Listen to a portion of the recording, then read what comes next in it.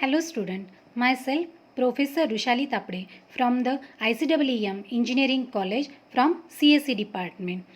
I hope you all are fine and healthy. In this semester, I will be teaching you Object Oriented Software Modeling and Design subject, that is a OOSMD. Here I am just giving you a short description about this subject. We have to know what are the prerequisites for this subject, what are the objective of this subject, what is the examination scheme of this subject, and then we discuss about the syllabus of this subject. Now, what are the prerequisites for this subject? For learning this subject, we have a prior knowledge of software engineering. That is, students should know all the concept regarding the software engineering. You already learned this subject in your third year. What is the software engineering? What is the different phases of the software engineering? What are the design, how to analyze, how to design the concept. You already know what is the UML diagrams, how to draw that diagrams. All this knowledge should be required for learning this subject. Next, students should have idea of software development life cycle.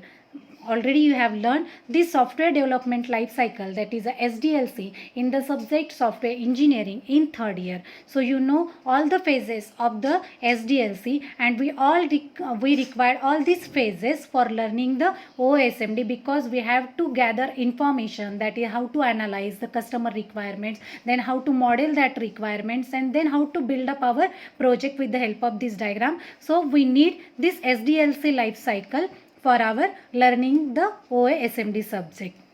The next, students should have the knowledge of object oriented concept. You already learned this subject, that is a object oriented subject using C++ in the second year. So you have to know all the concept of the object oriented subject, because while drawing the different diagram like a class diagram, you have to know all the concept like a reusability, what is the inheritance. So you have the prior knowledge of this concept also, and these are the basic requirement for learning the object oriented software modeling and design subject.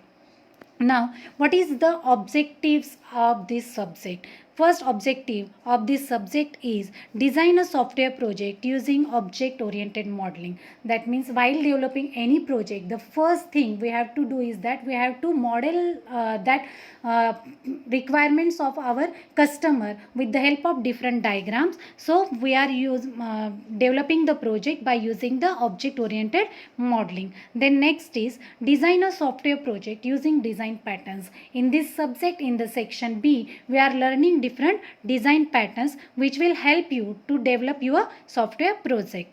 Then next is design an object oriented software. After learning all these concepts and these design patterns, different diagrams, different modeling diagram, you are able to then develop the object oriented software. Now, what is the examination scheme for this subject?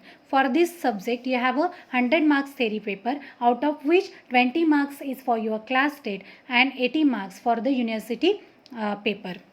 You don't have any practical examination for the OSMD. Now, we discuss about the syllabus.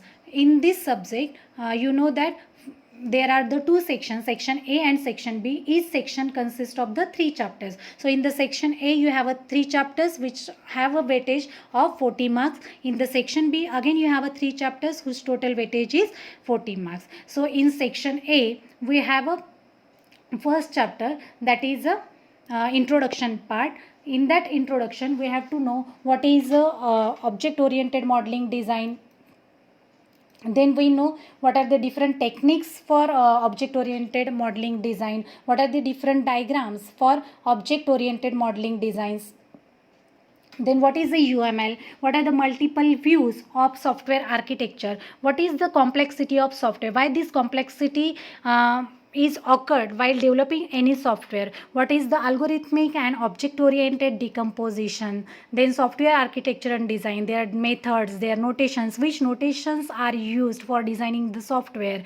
Then evaluation of the object oriented analysis and design method. All these concepts we will be learned under this first chapter, that is the introduction. Then in the second unit, that is the UML modeling, in this unit we will learn about the use case diagram, that is a functional modeling. Use case diagram is basically used for requirement gathering from the user. What are the requirements of the user, and then we transfer these requirements with the help of use case diagram into the graphical form. So in the second chapter we are learning the UML modeling, that is what is a UML, what are the requirements are, how the requirements of customers is gathered, how they are converted into the graphical notations. All these things are learned in the second unit. Then the third unit is the behavioral modeling. In the behavioral modeling, again we are learning about the different types of diagram, that is a sequence diagram, then there is a communication diagram, state machine diagram. After this diagram, how the communication is takes place between the two users,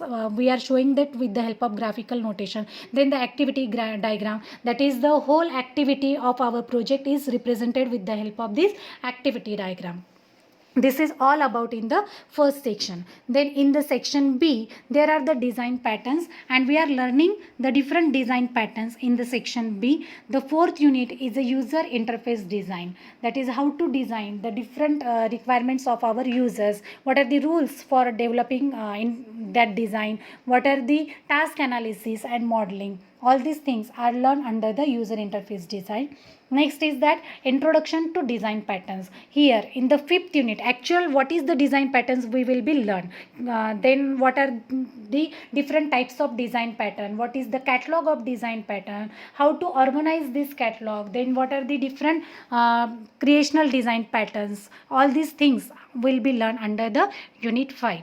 And then in the next unit, that is in the unit 6, we have to learn the design patterns, that is a structural and behavioral design patterns. The different structural patterns such as the adapter, bridge, composite, all these design patterns will be learned under the unit 6 under the structural design pattern. And then we will learn about what are the different behavioral patterns like a chain of responsibility, command, iterator. All these design patterns will be learned under the 6th unit.